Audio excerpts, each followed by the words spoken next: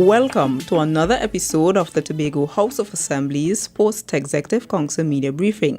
This week, the Secretary of Infrastructure, Quarries and the Environment, Kwesi Des Vignes, addresses the media.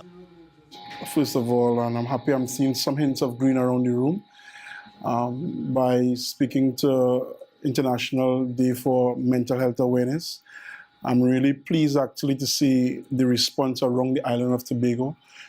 Traditionally, mental health has been something that we have taken for granted, I feel, somehow in Tobago. And I know that the Division of Health, through the Secretary, of course, under the Secretary of Health, Wellness and Family Development, has been making strides to ensure that we take our responsibility towards those with mental health challenges more seriously. And from a personal note, I would say that dealing with a close relative who would have suffered from depression, I think sometimes when it's really close to home, you recognize how serious these things are, because sometimes you speak about depression and so on, and it's a joke, but it's really very serious. So I really want to encourage persons to continue showing that support, and also even when you have family members, close relatives, friends, encourage them to get support, to get help, because we don't want some of the unfortunate repercussions or fallouts to really befall us here in Tobago. I'm really going to speak a bit about what the division is doing in terms of some of our major projects and some of the things that we intend to do in the new fiscal year. I just want to start off again by thanking the persons in East Tobago in particular, the persons in Pembroke, for being very supportive so far. We started work along the Windward Road. Actually, this is part of a larger Windward Road development plan that the division has.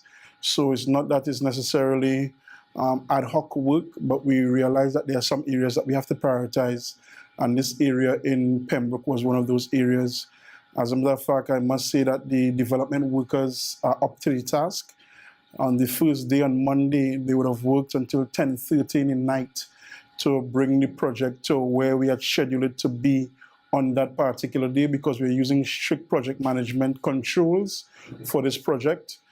So workers have their PPE, etc., and we're going with timelines, and we have to meet timelines on a daily basis. So I really want to say hats off at the onset to those workers and the engineer and the supervisors on board.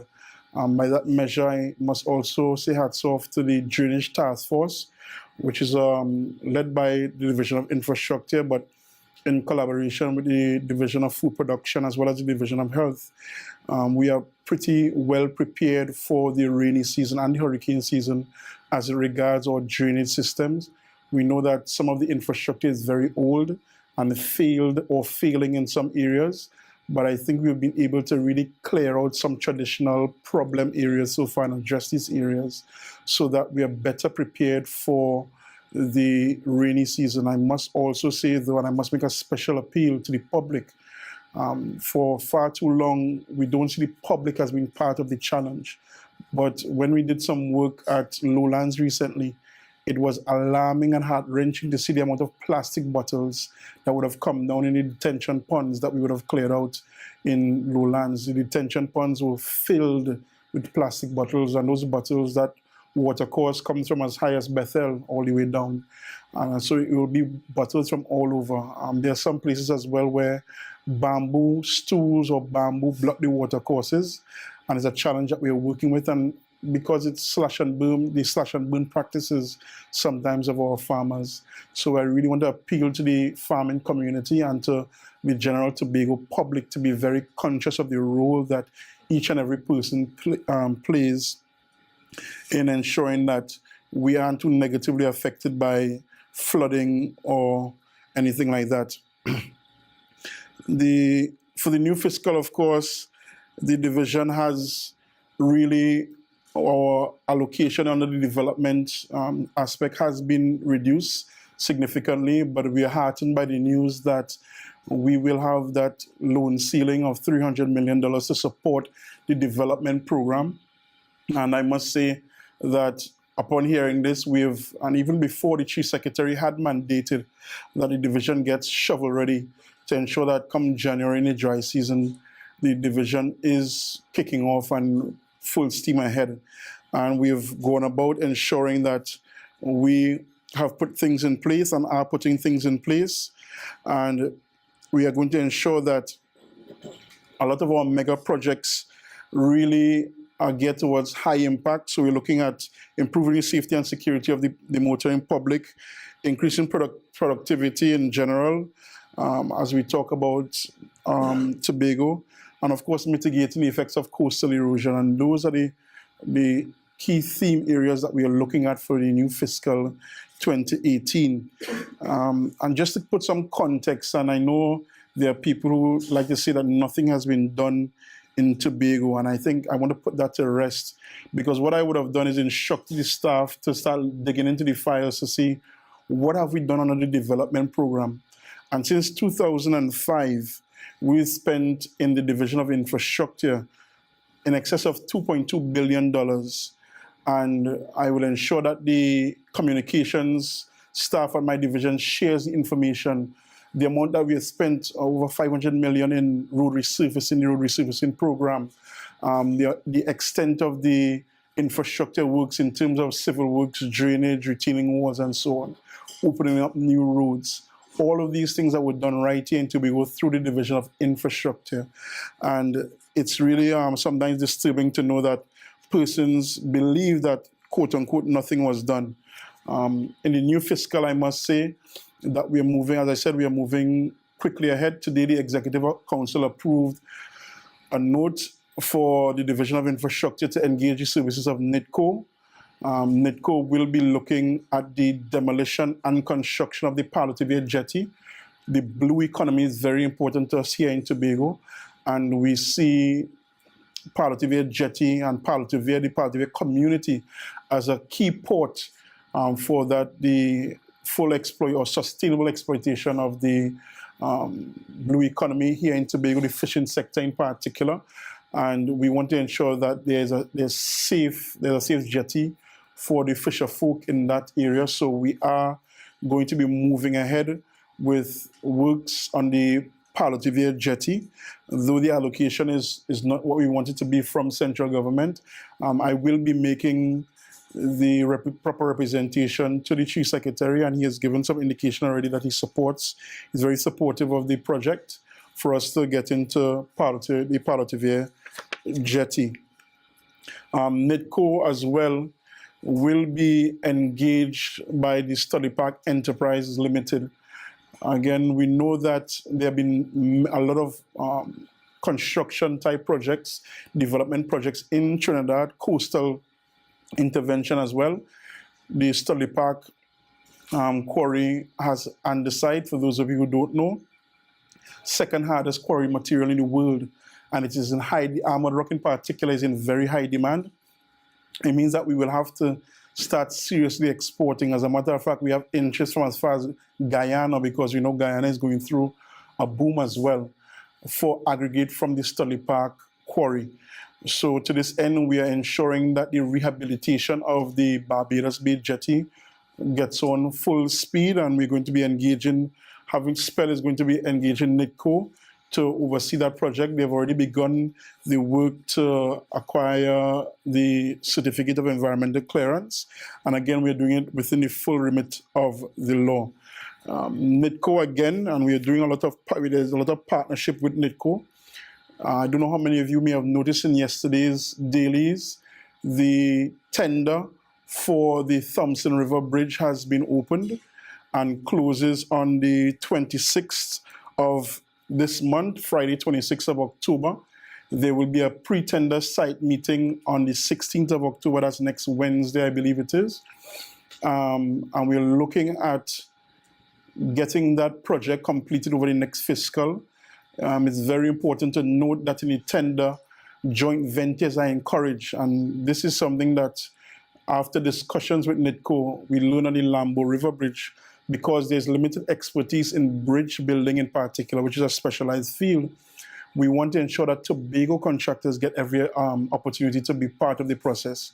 So joint ventures are encouraged so that Tobago contractors can team up with Trinidad contractors to ensure that they, one, get the experience, and two, some of the spend on this project is allocated or stays within Tobago in a big way. And we're not only looking for the employment, which we insist on at the division level, that there's at least 60% local content in terms of the labor force, but we also want the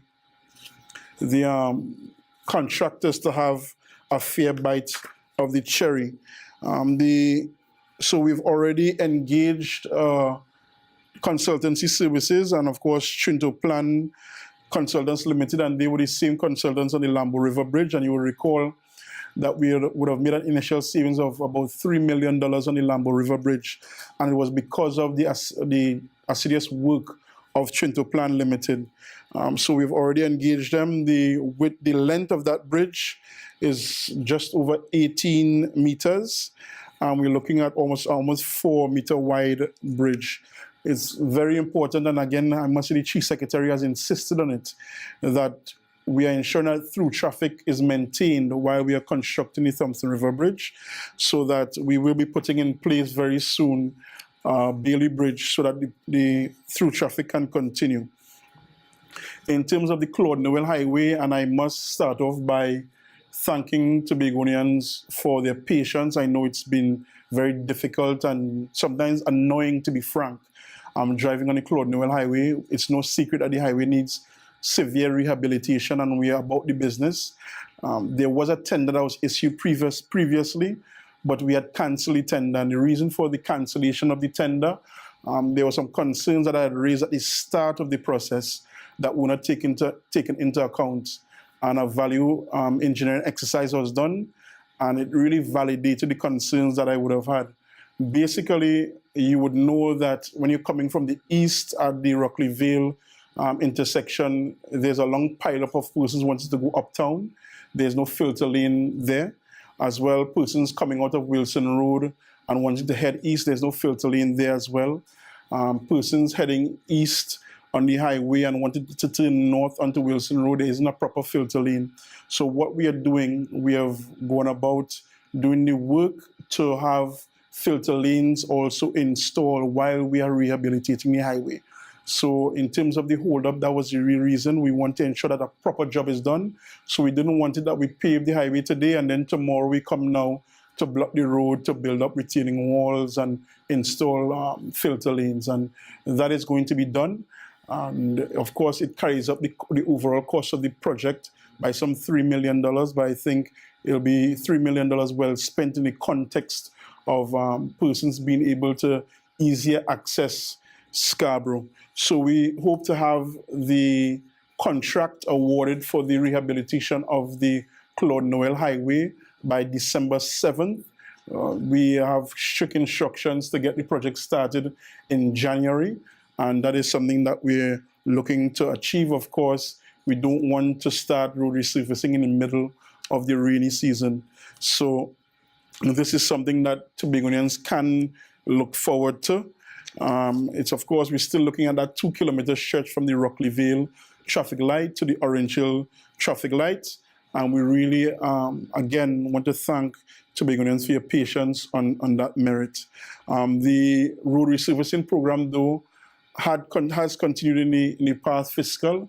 We would have resurfaced a number of roads in Tobago. As a matter of fact, we had gone to the point where there was some difficulty in getting bitumen on the island, but we would have overcome that challenge, and we are looking to have work done in the Canby area, Richmond and Argyle in the not too distant future as well, along the main roads, because whereas we've been focusing on a lot of what you may class as the secondary roads in Tobago, a lot of our main thoroughfares, the wear and tear on the asphalt has been telling. So we want to ensure that the roads are resurfaced.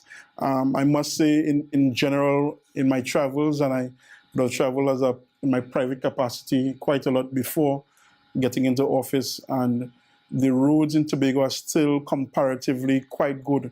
When you look at, sometimes when you go to even New York and other places in the Caribbean, you will see that the roads sometimes really suffer.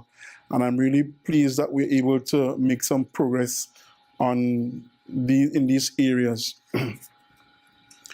In terms of our coastal protection works. Of course, you may recall that a coastal zone management unit now operates under the Division of Infrastructure, Quarries and the Environment.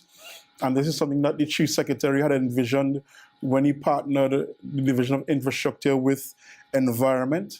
And we are up and running. Today, the Executive Council would have approved the extension of a study done by Smith Warner. This study was originally published in 2013 for the Pigeon Point Heritage Park. However, when our technocrats looked at it, we would have recognized that doing coastal intervention at the Pigeon Point Heritage Park is all well and good, but then what happens if we don't protect the roadway coming into Pigeon Point?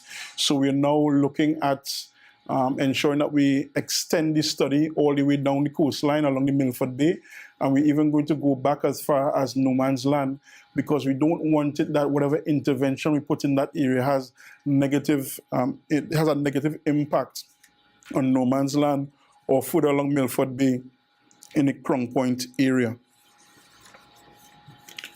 One of the good things again is that we do have the armored rock here in Tobago, if that's the option to go forward, and that would help us to control the cost of these projects. I know that the IDB as well has expressed some interest in partnering with the Assembly on this project, but we are ensuring that we get our ducks in a row by having all of the relevant information so that we can guide the process moving forward. I would have mentioned previously at a post-executive council briefing that, and we all would have seen for yourselves, that we would have signed an MOU with China Railway Construction Caribbean Limited. I'm pleased to announce that the first internship will start on November 1st, and we are putting things in place. As a matter of fact, I was met by the managing director for the company in Trinidad at a function recently, and he was saying that at the international level, the MOU was met with such high praise that they do want to accelerate getting more engineers trained and even have engineers again come to China as soon as possible to really learn and get that cultural exchange in terms of project management and the latest in technology in engineering.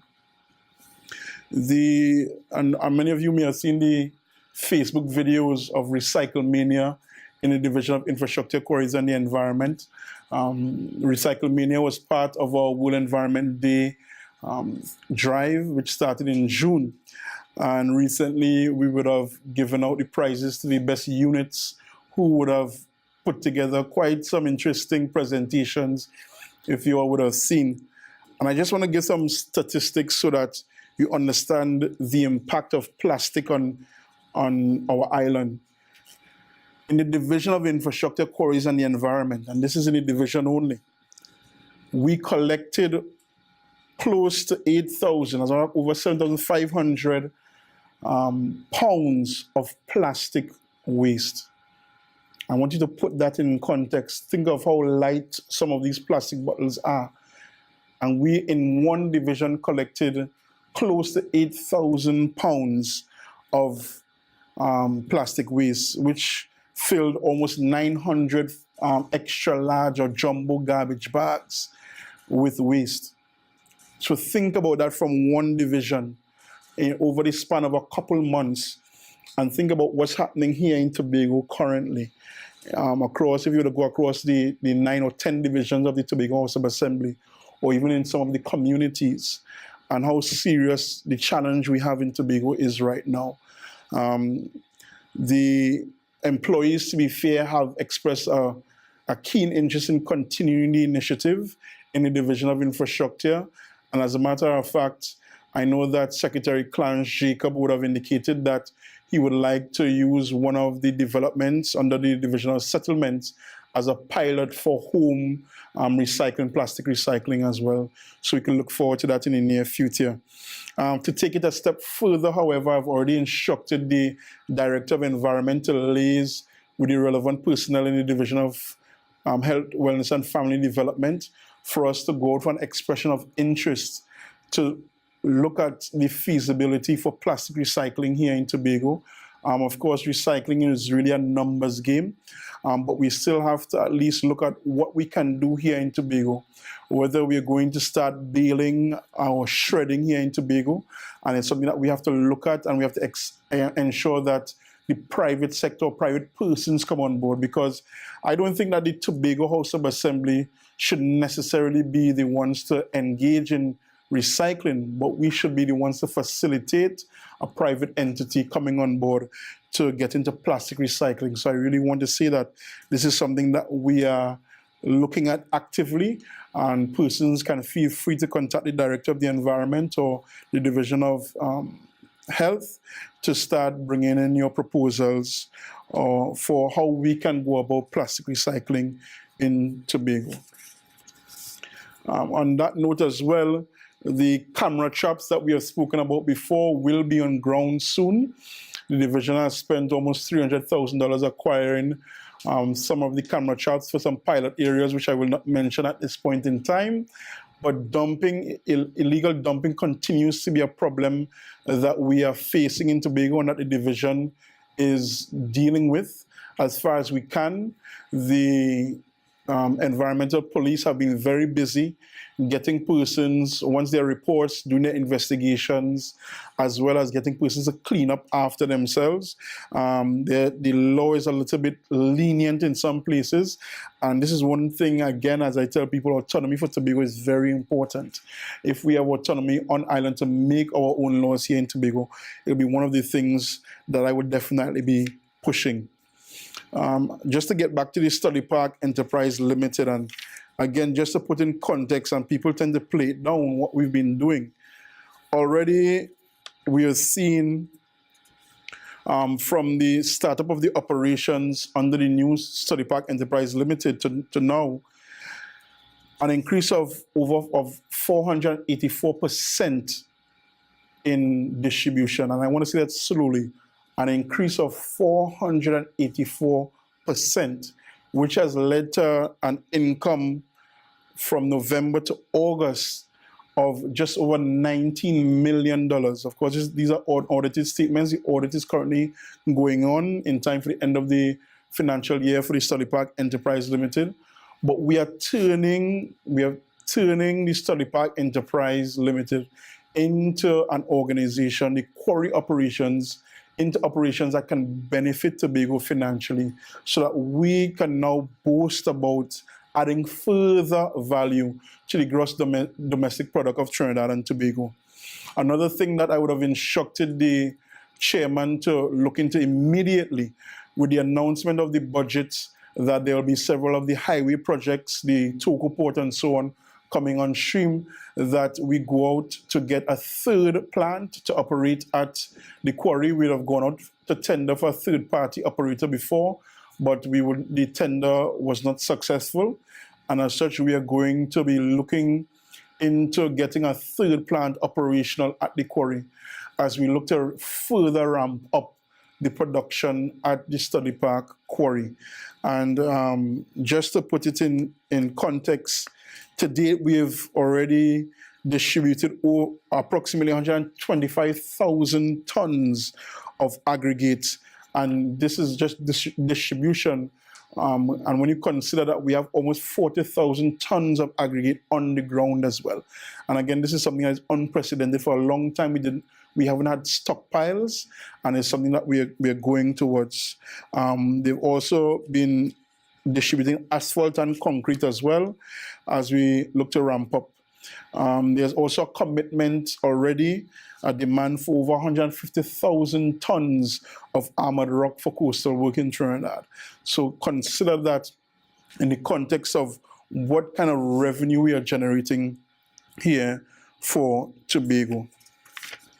The Studley Park Enterprise Limited has also engaged the Division of Infrastructure to take over the operations at our testing lab, so that they can engage in concrete and asphalt testing, which is very critical, and is something that I'm pushing my engineers on, because we want to ensure that we get value for money. So when we say that we spend over 500 million in road resurfacing, and we are paying at a rate of 1,000 $1,000 per metric ton, we still want to ensure that we get value for money in terms of the life of the asphalts that we put down on our roads. Just a quick note on the URP, on the Unemployment Relief Program. We've been pushing the URP to really generate more revenue. Already we are seeing a 60% increase in revenue generated from our efforts at URP. This is not enough for us still. We still want to ramp it up further, and we want to get numbers more resembling what we have done at the Studley Park Quarry. We now have over 10 acres under cultivation in Roxborough, under agricultural cultivation in Roxborough, and we're looking to ramp that up further. Very soon we'll be moving to Mackay Hill, at a property in Mackay Hill, to start doing greenhousing, so that we can provide our own plants as well. We're also looking to move into Coreland very soon as we look to ramp up our production, and we're looking at avenues for export as well. So we're looking at cash crops so that we can get into the export business in Europe. And again, this will be something that is totally unprecedented when it comes to the Unemployment Relief Program. And we've done this against the backdrop of reducing the overall expenditure on the Unemployment Relief Program as well. And when you consider that the URP workers were the ones who outfitted the Scarborough RSC School, refurbished the desk, built new desks as well for the Scarborough RSC School. We're also ramping up our concrete products production in time for Christmas. We know that people love to get their flower pots and their bird baths and planters and so on. So we're ramping up in that area as well. And why we continue to control costs in URP, because of course, last fiscal and this fiscal, the program was allocated and has been allocated $18 million. So the remainder has to come from somewhere. And at any time, we want to ensure that URP is giving the people of Tobago value for money. And as we would have said, the program is being restructured in a way, or has been restructured in a way that we continue to be useful, relevant, and productive. And that has been drummed, that is the road march in URP now. How do we be more productive? We've been providing a lot more training for the staff at URP, and we are looking to further empower the women enrolled in the women's program of URP, so that they're not just sitting back and waiting for a fortnightly stipend, but they can start generating revenue on their own.